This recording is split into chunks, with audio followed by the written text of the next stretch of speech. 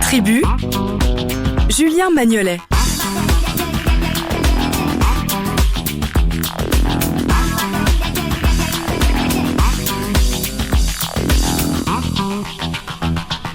Bonjour et bienvenue dans Tribu. Tout le monde les lit, mais peu l'avouent. Eux, ce sont les faits divers, le meurtre sordide, la catastrophe naturelle, le coup de chance improbable d'une femme qui échappe à la mort.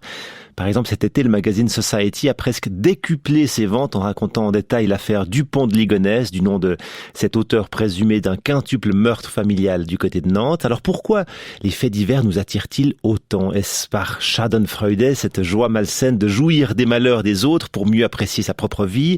Est-ce parce que le fait divers nous instruit sur la nature humaine? Est-ce parce que il nous dit l'époque mieux que, et plus rapidement peut-être qu'un livre de sociologie ou d'ethnologie? Eh bien, nous allons essayer de le savoir avec vous. Bob Garcia, bonjour. Bonjour Julien. Vous êtes auteur de romans policiers et chroniqueur littéraire et vous signez ce livre Anatomie du fait divers. C'est paru chez Desclés de Brouwer. Alors, est-ce que c'est une manière de rendre hommage aux faits divers? Bob Garcia, vous êtes inspiré et vous continuez à vous en inspirer pour votre œuvre littéraire. Du coup, vous dites, mais il faut que j'aille un petit peu voir plus loin. Qu'est-ce qui se cache derrière ces faits divers? Vous avez déjà tout dit en introduction, c'est pas rigolo. On peut arrêter alors, stop, c'est fini, mettons de la musique. Bon, allez, on arrête tout, on met de la musique. Non, mais c'est vrai, c'est ça, c'est un peu tout ça. Le fait divers, effectivement, il nous questionne à titre personnel. On voit un fait divers, on lit un fait divers dans la presse, on l'entend, on le voit à la télé, etc. Il est clivant, on est obligé de prendre position quelque part et on se questionne. Donc, il nous renvoie aussi à notre propre vie, à notre vécu, à qu'est-ce qu'on aurait fait, comment on aurait réagi dans telle situation, etc. Donc, c'est un petit peu tout ce que vous avez dit, et y compris aussi le côté un peu voyeurisme. Faut pas se leurrer. Il y a beaucoup de gens qui se gargarisent, qui se prennent du plaisir à regarder des faits divers parce que c'est distrayant, voilà, tout simplement. Hein. On se distrait comme autrefois on se distrayait de la mort des comment appeler ça, des gladiateurs là à l'époque romaine. Maintenant on se distrait en lisant les gens qui s'étripent, qui s'entretuent dans les faits divers. Voilà, c'est un peu tout ça. Bob Garcia, il existe depuis quand le fait divers?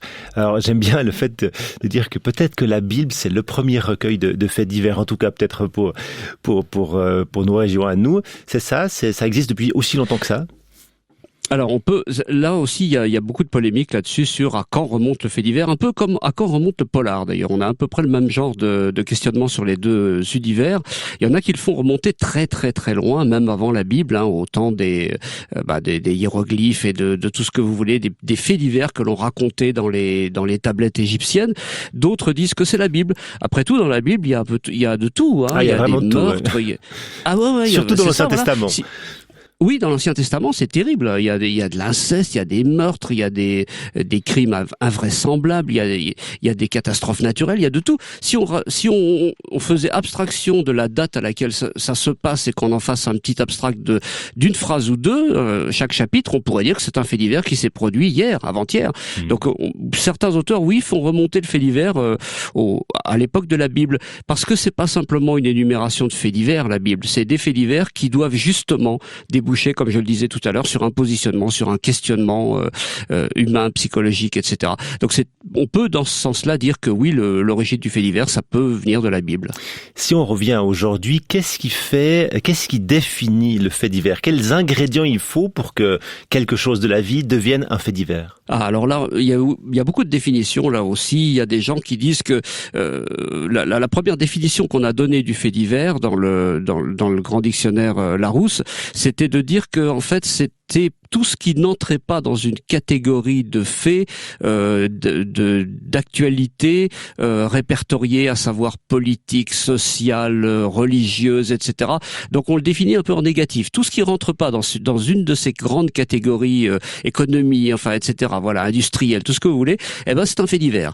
Mais c'est un peu plus compliqué que ça. Le fait divers, il faut qu'il soit exceptionnel, qu'il frappe l'esprit des gens par son caractère hors norme, exceptionnel, monstrueux, fantastique, fantastique, tout ce que vous voulez, mais c'est pas quelque chose de qu'on peut répertorier facilement. C'est pour ça qu'il est divers, dans le sens où il est différent de ce qu'on peut entendre dans l'actualité normale. Alors c'est très difficile d'en donner des définitions. J'en ai donné 3 ou 4 dans mon livre, mais chacun a la sienne. Disons que c'est quelque chose d'hors norme. Voilà, un fait hors norme.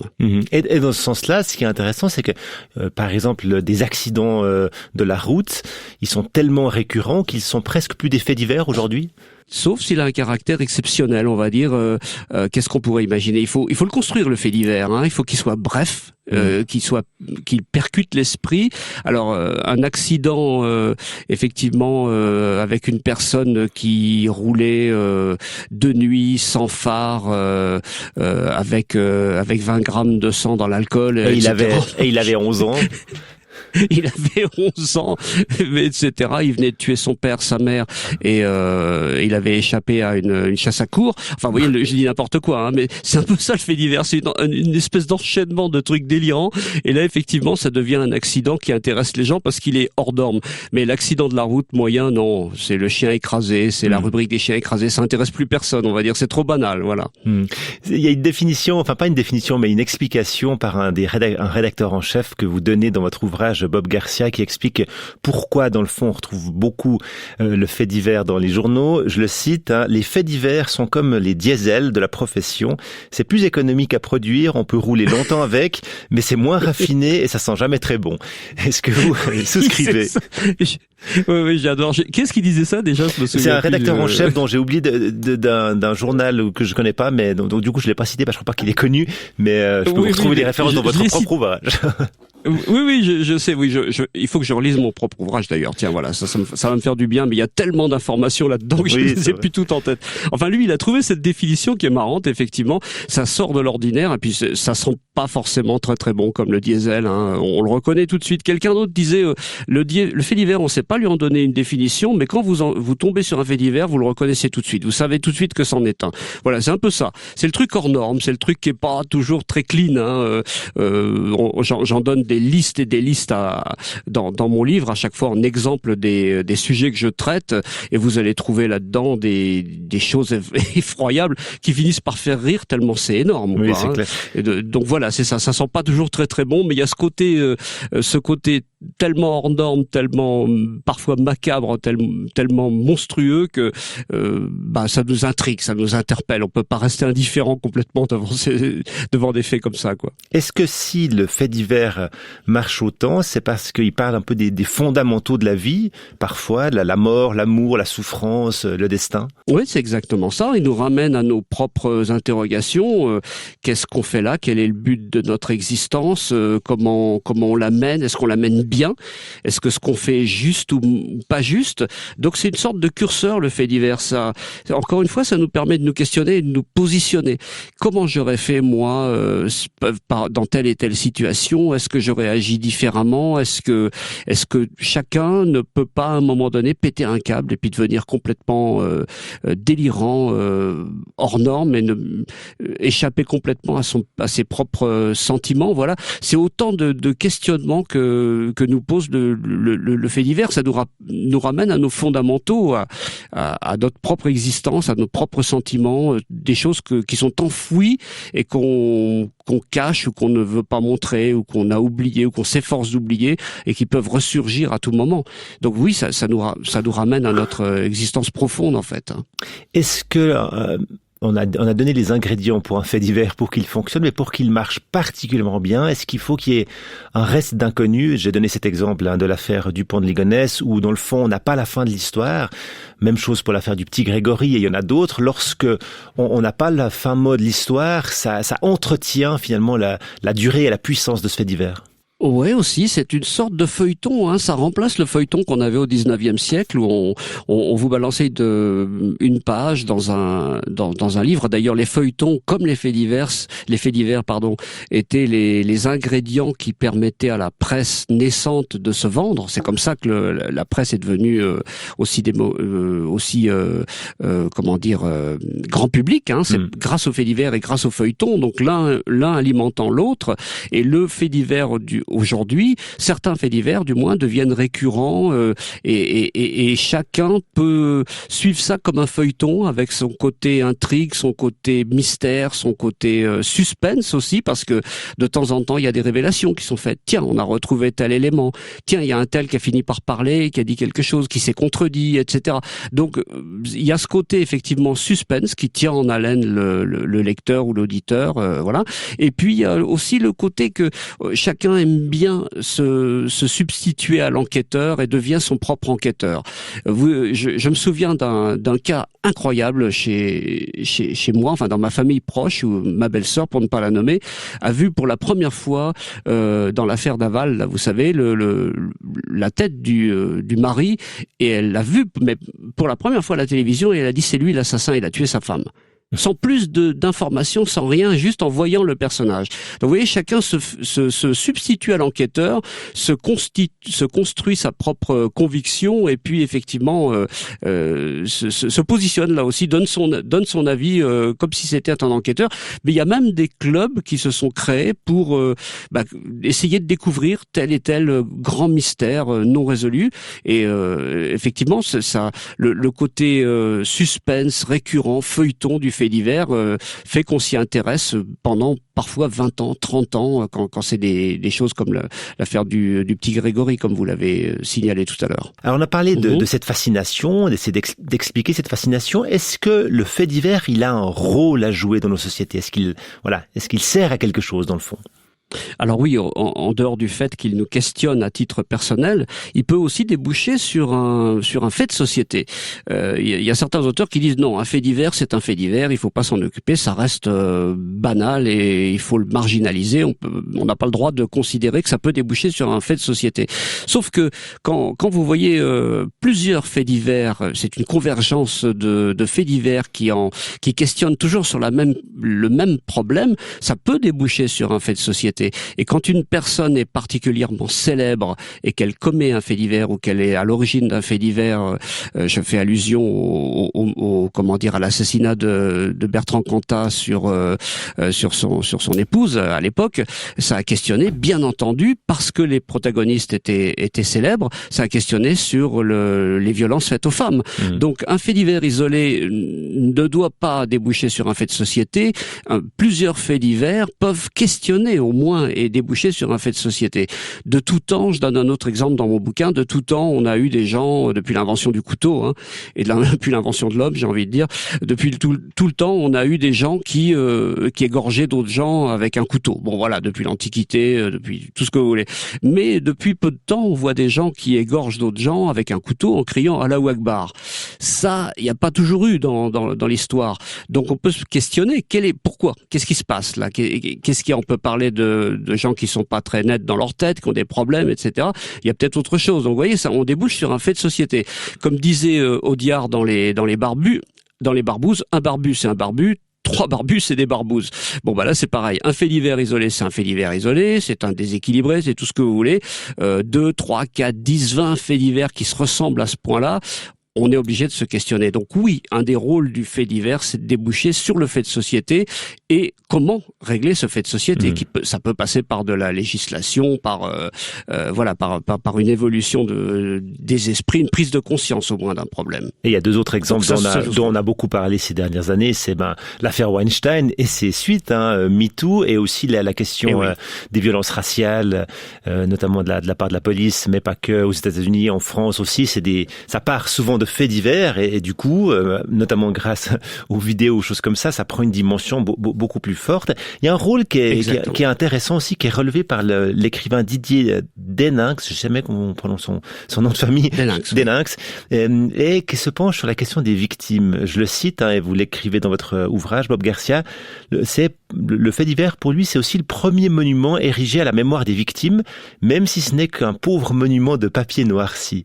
Et ça, c'est un élément qu'on relève assez peu. Dans le fond, ce serait une manière de cette personne est morte ainsi, c'est une manière de premier petit hommage qui peut être fait aux victimes. Oui, et l'empathie aussi. Alors effectivement, on parle plutôt du fait divers ramené à soi-même.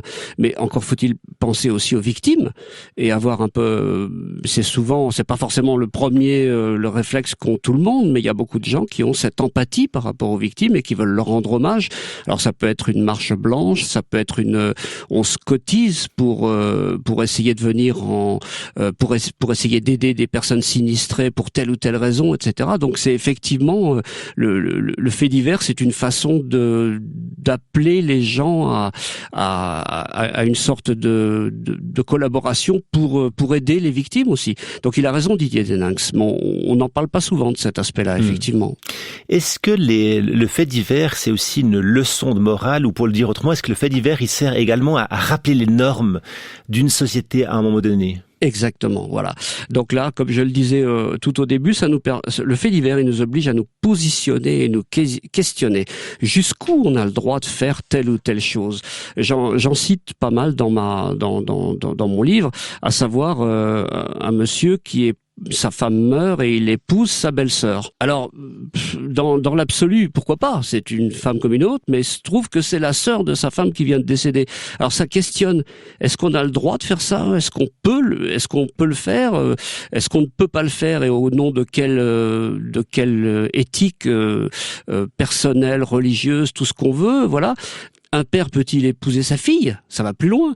Une mère peut-elle épouser son fils? Ça s'est vu, hein. C'est des faits divers que je cite dans mon bouquin qui sont tout à fait réels. Alors, dans l'absolu, ce sont deux êtres humains qui sont consentants, qui ont des sentiments l'un par rapport à l'autre, mais ça nous questionne beaucoup plus sur nos propres limites que l'on se met. Ce sont des limites éthiques, morales, religieuses. Non, jamais c'est impossible, c'est quelque chose qui est absolument impossible. Et puis on voit que finalement dans l'Antiquité ou pas si loin de nous, au Moyen-Âge, c'était peut-être une pratique qui était un peu plus courante que ce qu'on peut l'imaginer. Donc oui, ça nous oblige à nous questionner encore une fois, et puis ça nous donne des limites. Ça nous oblige à nous questionner, Bob Gersay, ça nous oblige pas, mais ça nous fait causer. C'est peut-être aussi un des aspects forts du fait divers. On en parle énormément. Ah, t'as vu ça dans le journal, t'as vu ce qui lui arrive à tel et tel. On parle énormément des faits divers. Enfin, c'est un peu la prolongation des rumeurs ou des petits mots qu'on aime bien discuter entre personnes. Oui, c'est ça. Faites l'expérience. Vous êtes dans un repas de famille ou d'amis où la conversation commence à s'étioler. On a à peu près parlé de tous les ingrédients qui étaient sur la table de tel truc qu'on a acheté chez tel boucher, machin. Voilà, on a épuisé tous les sujets vraiment les plus banaux qu'on puisse imaginer. Et puis d'un seul coup, vous balancez un fait divers. Tiens, t'as vu au fait, il y a un tel qui a commis tel crime à tel endroit. Moi, je suis sûr que c'est un tel meurtrier, ou voilà. Vous balancez un truc comme ça. Et là, d'un seul coup, la conversation s'anime, tout le monde a une position, tout le monde a un avis là-dessus, et ça relance le débat. Alors, il y a un côté social dans le fait divers, parce qu'on en parle ensemble, et puis il y a un côté, encore une fois, clivant. Et vous allez voir de nouveau des gens qui vont prendre position pour ou contre telle ou telle personne et qui vont donner leur avis bien haut, bien fort. Alors c'est un risque aussi de se finir la soirée, la bonne soirée familiale dans une belle engueulade. Mais bon, ça, on en parle au moins. Oui, mais parfois ça évite de parler des vrais problèmes ou des vraies questions qui fâchent qu'on peut retrouver aussi dans les repas familiaux qu'on préfère éviter. C'est un espèce de sujet tierce comme ça qui est un peu plus neutre, qui peut parfois cliver mais qui est parfois plus neutre. Exactement. Voilà. Bon, maintenant on a parlé beaucoup des journaux. C'est vrai que si on lit les journaux du 19e siècle ou du 20e siècle, c'est assez extraordinaire. Il faut s'y replonger des fois pour voir à quel point il y avait des faits divers extraordinaires et des prises de position assez folles aussi, si on s'y plonge. Mais si on regarde maintenant, à l'heure d'Internet et des réseaux sociaux, il y a une nouvelle jeunesse un peu du fait divers. C'est clair, on appelle ça, c'est pour capter l'attention, faire du clic. Les gens vont aller voir l'histoire extraordinaire de ce petit enfant de 5 ans en Sibérie. Voilà, on essaye de capter l'attention, quitte parfois à faire des fausses nouvelles. Oui, les fameuses fake news, effectivement, vous avez raison d'en parler. Je développe aussi ce sujet-là dans mon bouquin. Mais finalement, est-ce que c'est très différent de l'origine de la presse? Tout à l'heure, je disais que les premiers journaux, finalement, grand public, se vendaient grâce au feuilleton et grâce aux faits divers. Et à la pub aussi, beaucoup. C'est comme ça que la pub est rentrée dans la presse. Mais c'est la même chose aujourd'hui. Sauf que les supports sont différents. On parle effectivement plutôt d'Internet. On parle de sites Internet. On parle d'émissions qui ont lieu sur Internet, etc. Tout passe par la numérisation. On a plus de support physique, mais la problématique est la même. Comment vous allez faire émerger un site internet ou un journal en ligne par rapport à un autre? Il faut avoir de nouveau attirer le chaland, on va dire, avec les faits divers les plus terribles, les plus monstrueux, les plus étonnants, les plus étranges, tout ce que vous voulez. Donc on se retrouve dans la même problématique avec des supports différents. Donc je trouve pas que ce soit très très différent de l'origine du fait divers. On est dans une logique, dans la même continuité. Ça se voit peut-être plus, ça se propage peut-être beaucoup plus vite parce que le Internet fait que la propagation de l'information va beaucoup plus vite évidemment que par un journal écrit. Mais c'est la même chose pour moi. Si on prend le fait divers comme le surgissement de l'extraordinaire dans l'ordinaire, est-ce qu'on peut dire que depuis 8 mois, avec la pandémie sanitaire qu'on vit actuellement, on vit dans une sorte de fait divers permanent? Oui, avec ce côté suspense, parce que comment on va en sortir de ça? Est-ce que le fameux virus a pas muté? Quand est-ce qu'on va avoir ce vaccin? Est-ce que tout le monde va l'avoir? Et puis dès qu'il va sortir, il y a de nouvelles théories complotistes qui apparaissent. Ah oui, mais c'est pour mieux maîtriser les gens, c'est pour ceci, c'est pour cela, c'est pour leur mettre une puce dans le nez ou je ne sais quoi. On lit tout et rien sur ce sujet-là. Donc oui, c'est une sorte de fait divers mondial. C'est peut-être le seul, j'en connais pas vraiment d'autres récents qui affectent tout le monde, dont tout le monde parle et chacun là aussi a sa position, à savoir que il y a aussi énormément de fake news et même de sites qui vous expliquent de façon très très sérieuse que tout ça a été fomenté par tel et tel État pour pouvoir mieux contrôler la population, etc. Enfin voilà, les éternelles théories du complot. Donc oui, la pandémie a fait parler. C'est le plus gros fait divers du moment. C'est par là que j'ai conclu mon bouquin d'ailleurs. Si effectivement. Merci beaucoup Bob Garcia. Votre ouvrage s'appelle L'anatomie du fait divers. C'est paru chez Desclés de Brouwer. Et vous-même, vous êtes auteur de romans, policier et chroniqueur littéraire. Une très belle suite de journée à vous. Merci Julien, à vous aussi. Et un grand merci également à Alexandre Davoine et Alexandre Lemierre à la technique, à Héloïse Nussbaum qui s'occupe de l'assistanat de production de Tribu et à Nathalie Schoenberg qui s'occupe de la programmation musicale. Lundi, nous parlerons de la phrase française, de son origine et de son évolution. Mais là, à 11h30, place à Laurence Bizang et à Sidi Coder. Je vous souhaite à toutes et à tous une très belle suite de journée et un excellent week-end. Tribu, Julien Magnolet.